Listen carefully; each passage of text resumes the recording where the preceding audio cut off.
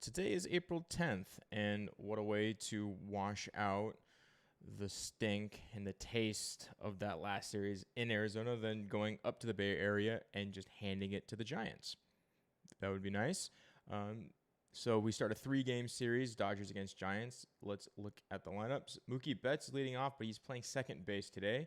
So if you follow the Dodgers, you know where this is going. Freddie Freeman is at first. Will Smith is at catcher. Max Muncy is at third, batting cleanup. JD Martinez is still the DH. Jason Hayward gets a start today in right field. James Outman's in center field. David Peralta left field. Chris Taylor is at shortstop. No Miguel Vargas today. Julio Urias is on the bump. For the Giants, we have Tyro Estrada playing second base, batting leadoff. Wilmer Flores at first. Mike Yastrzemski's in right field.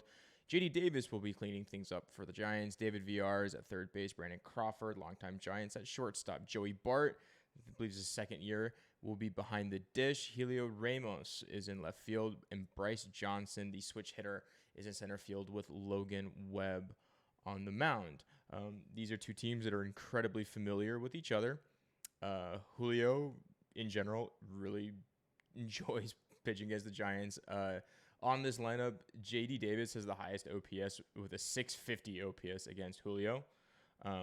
And that's really all there is to say about Julio and the Dodgers lineup. It's pretty standard up to this point against a right-hander on the mound. So pretty common to see James Outman, David Peralta in there in some capacity.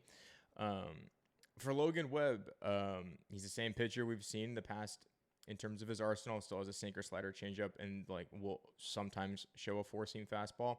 The only difference this year is that changeup that he's really known for. He's throwing it more this year. So he bumped up his changeup usage and he dropped his slider usage a little bit. Just a really quick fun fact, not that they're both in the lineup, but Will Smith and Miguel Rojas both have the exact same average against Logan Webb. They're both sporting a spicy 167. So hopefully Will Smith can turn things around.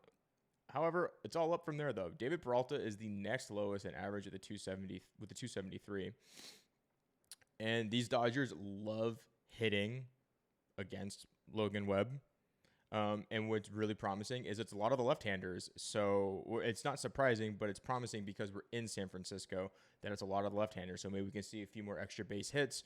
Or in the case of Max Muncy, who is second on this OPS leaderboard, who's sporting a 1.090, it would be a great way for him to kind of shake off some of that funk, go into a place where he's very familiar, hitting the ball into the water. Maybe, Logan Webb just jawed at Tim Anderson a little bit, and Tim Anderson ended up getting ejected. Maybe he gets into a little bit of a jawing match with Max Muncy if he sends one into McCovey Cove. Freddie Freeman also enjoys hitting against Logan Webb, sporting a 1.224 OPS against him. And these are all stats I pulled off RotoWire. So if there's anything that are wrong, I blame the recipe, and it is definitely not user error. And just one last little tidbit. James Outman is 1-for-1 against Logan Webb. So let's see if he can continue hitting 1,000 against him. But that's all I've got for today. Tune in tomorrow for another really quick pregame, and let's start this series off right. See you then.